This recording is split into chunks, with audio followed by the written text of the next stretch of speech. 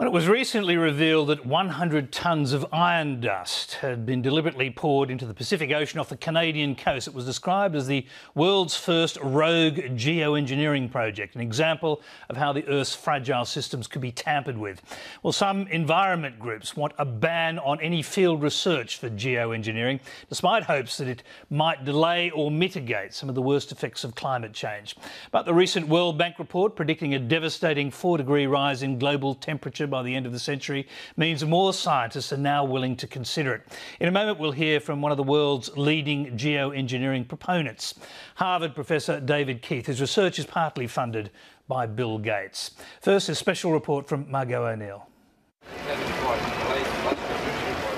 That red ochre trail in the water is part of 100 tonnes of iron-rich dust poured into the ocean this year off the west coast of Canada by controversial American environmental entrepreneur Russ George. As soon as we did this, on one side of the boat you'd see this brilliant sapphire blue ocean, and on the other side of the boat the ocean had turned to a beautiful emerald green. He says it brought the ocean back to life by generating what might be the world's biggest man-made phytoplankton bloom. Such blooms can increase fish stocks and the ocean's capacity to absorb CO2 from the atmosphere, a counter to climate change. We had vast schools of dolphins that would swim right up to the back of the boat, and it was a sight to behold. It was a sight that alarmed critics around the world who warn iron fertilization is unproven science that can change the chemical composition of the ocean. People did not know this experiment was going to go on ahead of time, and the public was in shock, and the political leadership was in shock, and other scientists were in shock when this suddenly came out publicly. Russ George says the experiment was done at the request of the indigenous Haida Gwaii Islanders who were trying to revive salmon stocks. The true story is a really wonderful story of hope that perhaps the oceans can be recovered, restored and replenished, and the fish can come back. But it's also the story of a desperate science now emerging as a serious option in the battle with climate change. It's called geoengineering. Geoengineering is the manipulation of the Earth's natural systems to ward off the worst effects of climate change, a sort of emergency backup if the planet faces climate catastrophe. It could work in two ways. Firstly, by sucking CO2 out of the atmosphere, like iron fertilization, which increases the ocean's ability to absorb carbon, or by building artificial trees to scrub out the CO2. Secondly, by reflecting sunlight to cool the planet, such as with space-based mirrors, or by whitening clouds, or by spraying sulfate aerosols into the stratosphere to form a solar shield. There's no doubting the scarily epic nature of such interventions. To seize control of the climatic system of the Earth as a whole. This is a massive proposal that humanity is starting to talk about. Environmentalist and author Clive Hamilton has long been a geoengineering sceptic, but he says it's an option governments must now consider. When you consider We're in the river and there's dying fish everywhere. People are very alarmed, particularly this year. Fish are vanishing, horsefly, lower Shuswap, rivers of the central coast. We go into places and we see more dead fish than alive. Sometimes we can't even see an alive fish. All pre-spawn mortality. There's a lot of fish dying on this coast, in the farms and in the rivers. We've seen fish with all sorts of things going wrong with them, like big blisters on their side, and you cut them open and their whole stomach cavity is full of water and blood, and yellowing, pale gills, pale heart, lesions in the stomach wall, like red blisters all on the inside of their stomach. Some of them, the flesh has got blisters throughout the whole fish.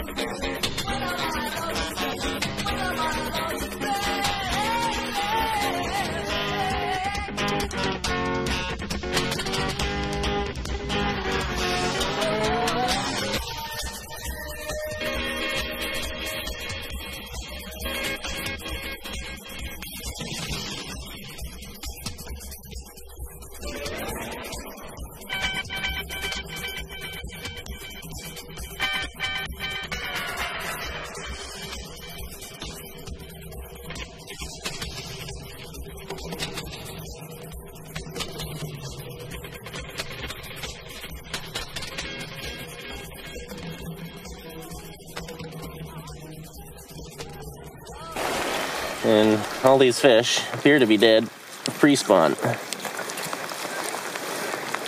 The legs. So look at all the fish that are here. Look at them all dead, all pre-spawn. It's pretty obvious that there's something going on. If you've actually walked any of these rivers or gone fishing. Full of eggs, eh? Yeah. This is strange. You know, we're right on the spawning grounds. This fish has made the whole trip, but she never spawned. She never released those precious eggs. And we're seeing a lot of this. Most of these fish look like they haven't spawned.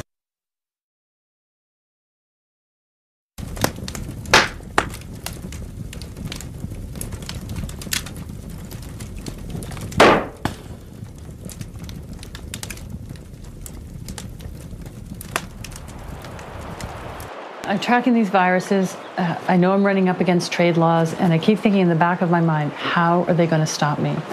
And I get an email from a lawyer. It says, Alex, have you noticed Bill 37? It's coming right at you. And I look up, and I was really appalled.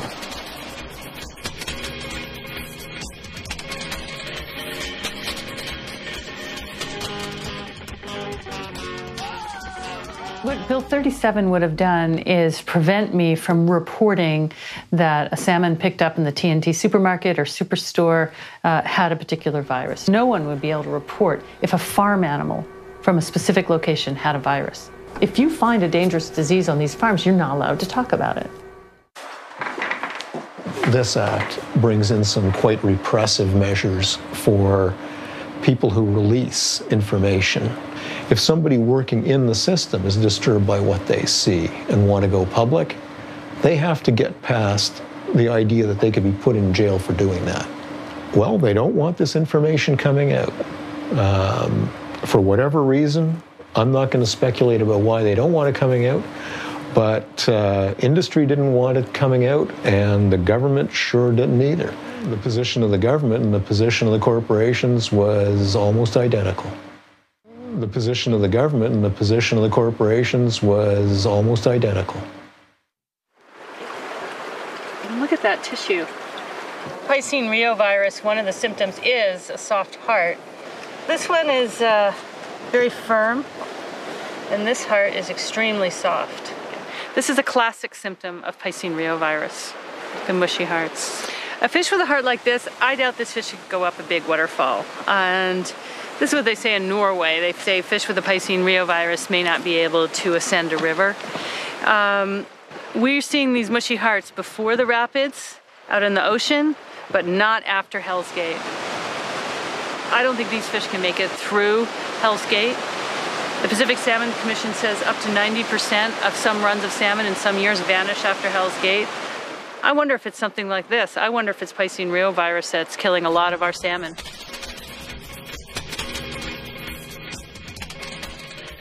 It's going to fine me $75,000 and 2 years in prison. And 2 years in prison for naming the location where I found a disease in an animal.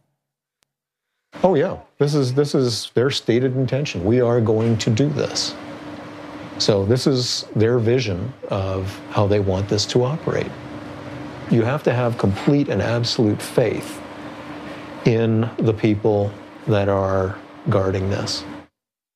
This was a little bit terrifying because it looked like it was going to pass. You know, everybody's analysis of it was going to pass. It felt like Canada was changing.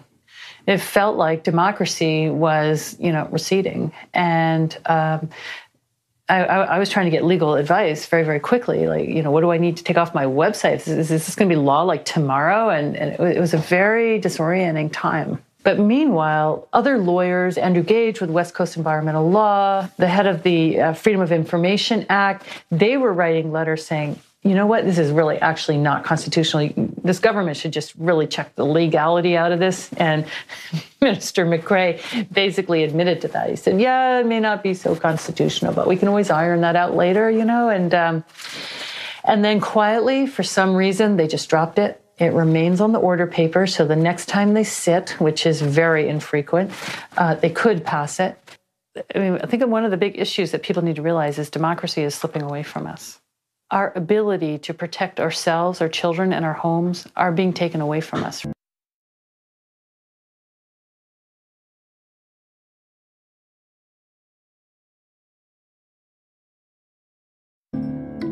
There's this incredibly careless attitude towards the wild fish. It's a huge threat. I mean, these fish are a supreme athlete. Anything that turns their heart to mush, they're not going to be able to dash away from a whale. They're not going to be able to swim through rapids. They're not going to be able to chase down a herring to catch it and eat it. They cannot survive unless they are extremely fit.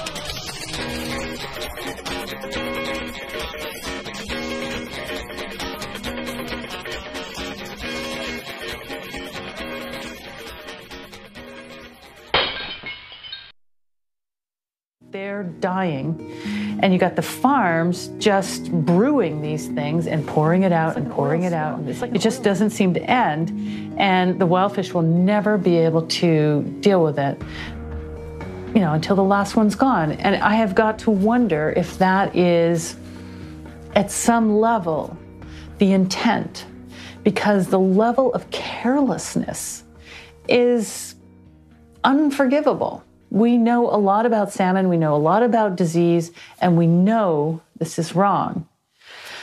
So it's a difficult battle. Let's look at the timing of the situation. The Fraser sockeye began to decline in the early 1990s, at exactly the time that the salmon feedlots were put onto their migration route. Dr. Miller, when she began to see a strong correlation between these dying sockeye and the salmon leukemia virus, and she read that the salmon leukemia virus was in the salmon farms, she naturally wanted to go test those fish. So in April of 2010, she made a request to DFO to test farm salmon for this virus, but access was denied.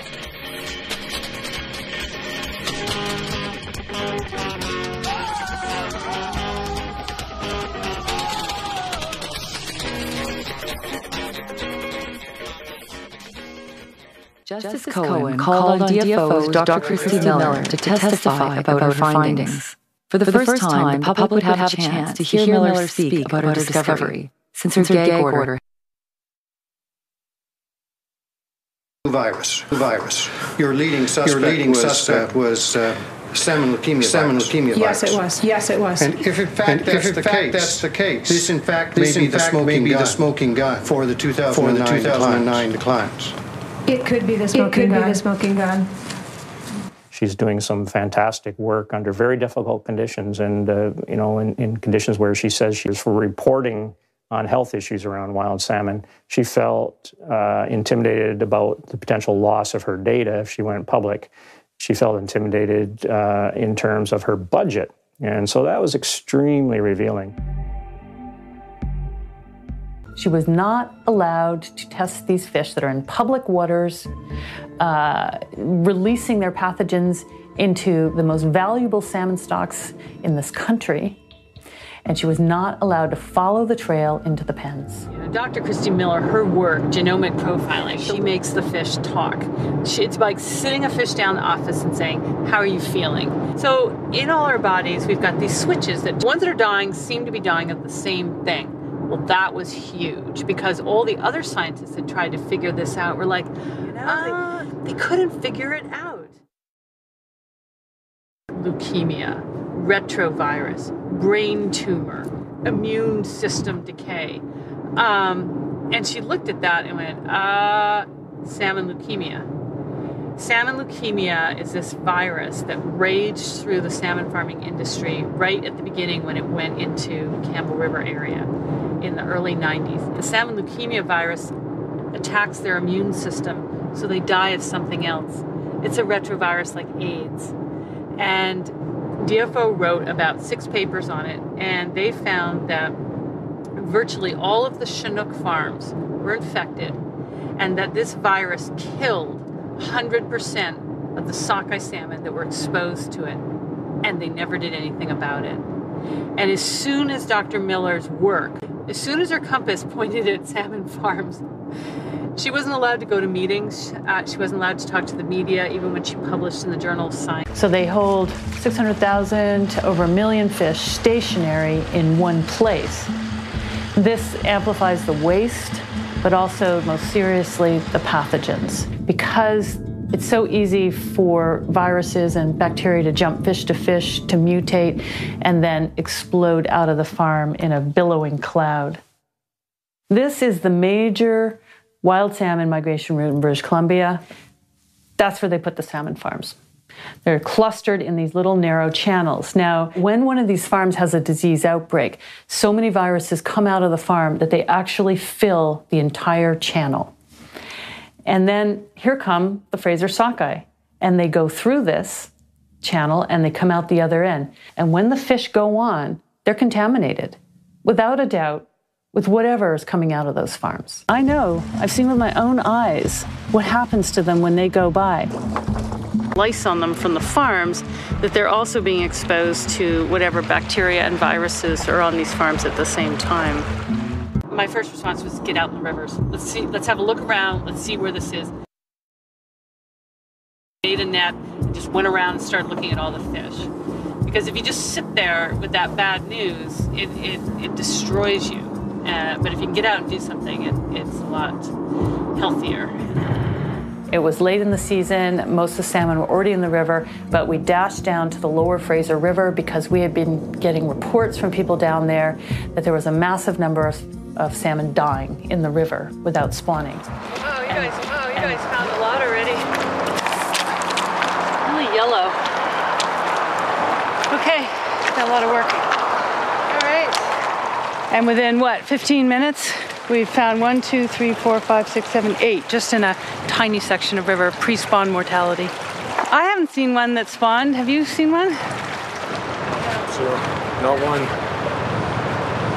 Viruses are delicate. You gotta get them in cool right away and keep them fresh, and that's why we work so fast. Oh, he's got that Calamaris. Yes. It is a huge challenge to get these samples to the labs in time, and we need a lab in British Columbia. It's ridiculous. I'm not allowed to use the labs at DFO. I'm not even allowed to talk to them. I mean, I'd like to drive to Nanaimo with these samples right now and put them in a -80 freezer in Dr. Miller's lab and have her look at them. She can do 200 fish a day for 40 pathogens. We're going to spend $200 on just this fish for 3 viruses. I mean, these fish are dying. They have a problem. We're willing to do the lead work and drive the samples right to the door. We're not even allowed to talk to them. We pay their salaries.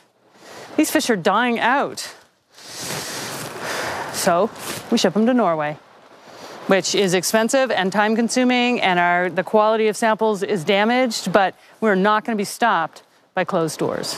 DFO does not want to know what this fish died of. Big yellow Chinook salmon, a white Harrison Spring, that had ISA virus. This sockeye had ISA virus. This coho had ISA virus. We tested 11 fish in the Fraser River, and we got it 3 times. It was European strain ISA virus. So while all this was happening, Dr. Rick Rutledge was very worried about the river's inlet sockeye. So I eventually sent some samples in for testing.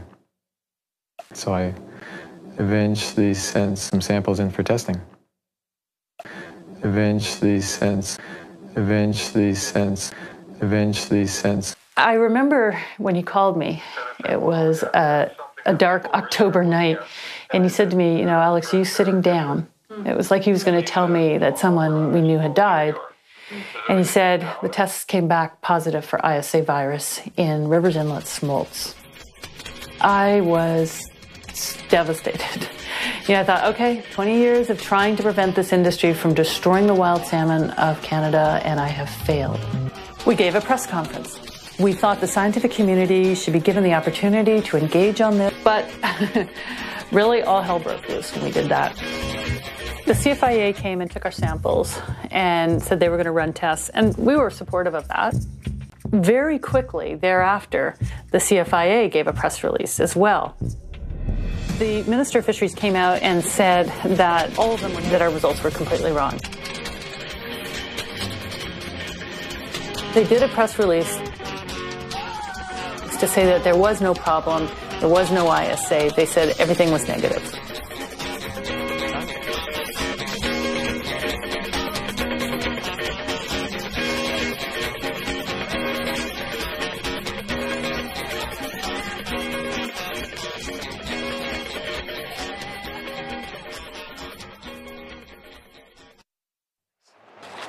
We were standing on a riverbank, actually, listening to it on our cell phones, and I kept waiting for them to address the whole issue, what was happening in the Fraser River, what we had found down there. When they kept talking about the ISA findings, they fixated on the river's inlet. They never talked about the ISA findings we had in the Fraser River.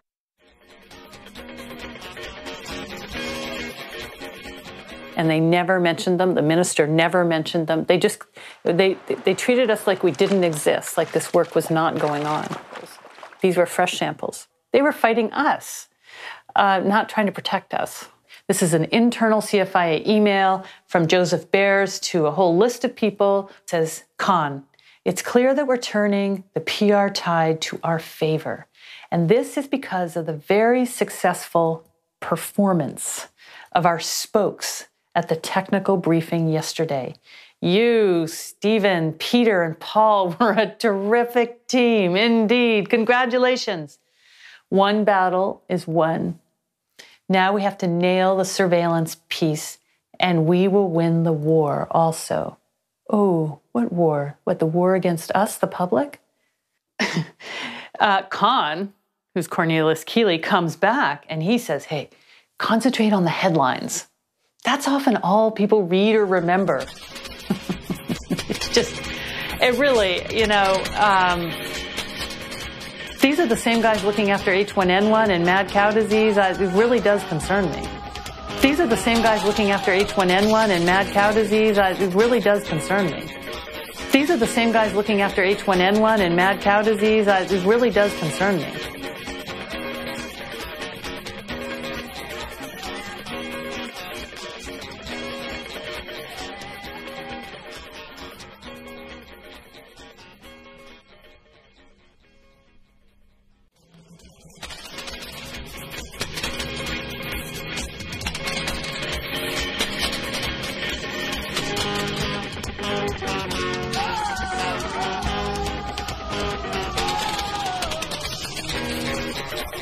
I tried to think as the season was winding down what on earth the cause might be. It had to be something new, I thought, because it hadn't happened before, as far as I could tell. Let's look at the timing of the situation. The Fraser sockeye began to decline in the early 1990s, at exactly the time that the salmon feedlots were put onto their migration route. It had to be something new, I thought, because it hadn't happened before, as far as I could tell. Let's look at the timing of the situation. The Fraser sockeye began to decline in the early 1990s, at exactly the time that the salmon feedlots were put onto their migration route. It had to be something new, I thought. It was European strain ISA virus. So I eventually sent some samples in for testing. Viruses are delicate. You got to get them in cool right away and keep them fresh, and that's why we work so fast. Oh, he's got that. So I eventually sent some samples in for testing.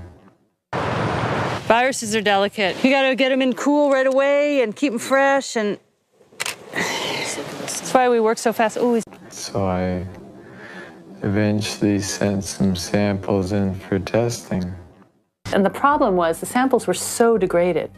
Now, a year after tracking viruses, I am amazed that we got an ISA hit at all in those samples. They were in a household freezer for months. So I eventually sent some samples in for testing. Viruses are delicate. You got to get them in cool right away and keep them fresh, and that's why we work so fast. Canadian Food Inspection Agency contacted me and asked me to turn over all my samples, which I did. They shipped them to the testing lab in Moncton, and they tested them for the remaining samples for the infectious salmon anemia virus. The remaining samples for the infectious salmon anemia virus. And the problem was the samples were so degraded.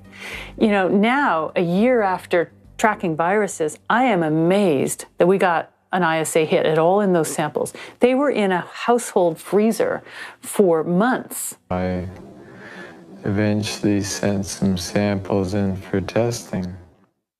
I remember when he called me, it was a dark October night. And I'm distressed about it. This is a serious matter, and the government is not taking it sufficiently seriously in my mind.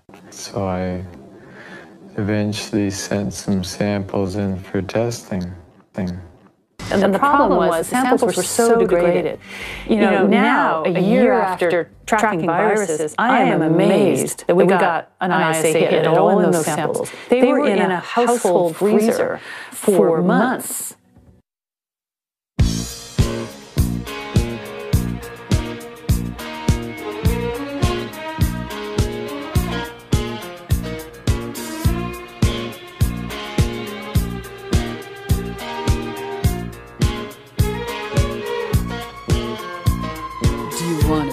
Prize for a trip to paradise. Come up and see me. If you wanna have some fun and don't know where to run, come up and see me. If you wanna be amused, you're gonna have to lose that money, baby. Sound of money ain't something.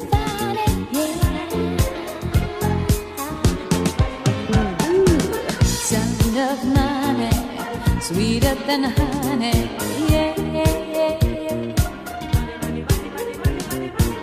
Sound of money, ain't so funny, yeah. What you gonna do with it? Hey, hey, hey. What you gonna do with it? What you gonna do with it?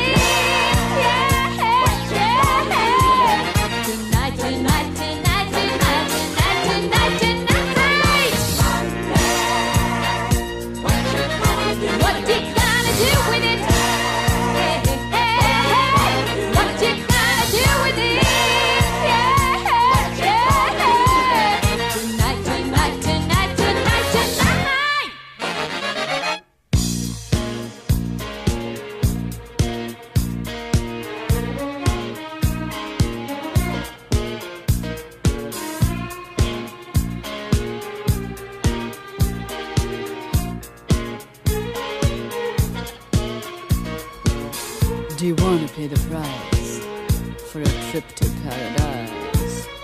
Come up and see me sometime. If you want to have some fun and don't know where to run, come up and see me sometime. If you want to be amused, you're gonna have to lose some of that money. Some money, sweet. Yeah. Sound of money, sweeter than honey. Yeah. Sound of money, sweeter than honey. Yeah. What you gonna do with it? Hey. What you gonna do with it? What you gonna do with it? Tonight, tonight, tonight, tonight, tonight, tonight, tonight.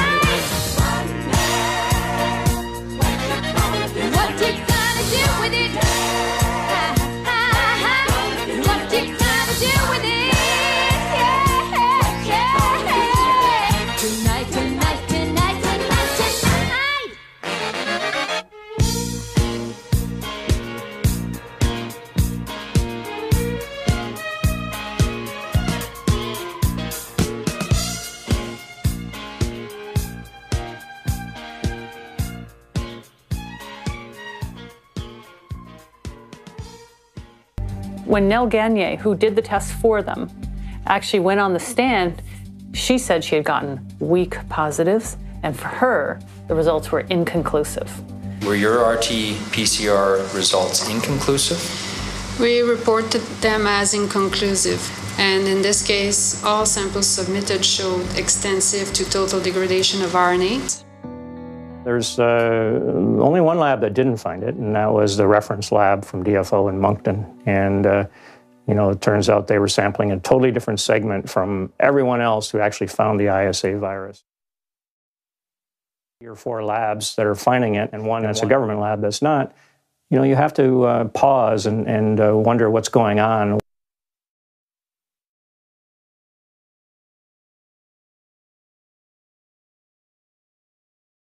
In that testing, we found 2 positive samples out of 48. We did indeed obtain ISA sequence.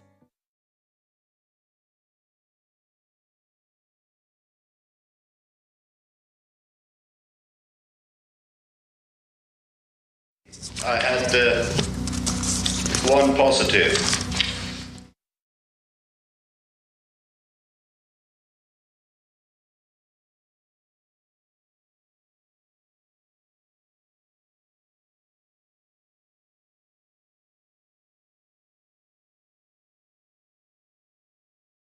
Dr. Miller was prohibited by DFO from testing for ISA virus, but a salmon farm came to her, and their fish were turning yellow and dying, and they couldn't figure out why. And she decided to test them for ISA virus, even though she was instructed not to. She wanted to get to the bottom of it. And we did identify some positive ISA fish among their fish. It was decided that we should contact Ottawa about this, and so Stephen Stevens in Ottawa was contacted, and we basically told them the results that we had. I don't think that Stephen Stevens in Ottawa was very pleased that we were doing this testing. Basically, there was a general feeling that as a scientist I should not be undertaking research on something if I didn't understand the ramifications of what the results could do.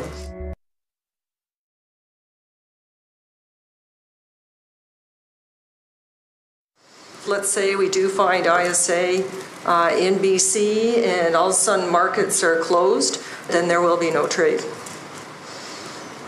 basically.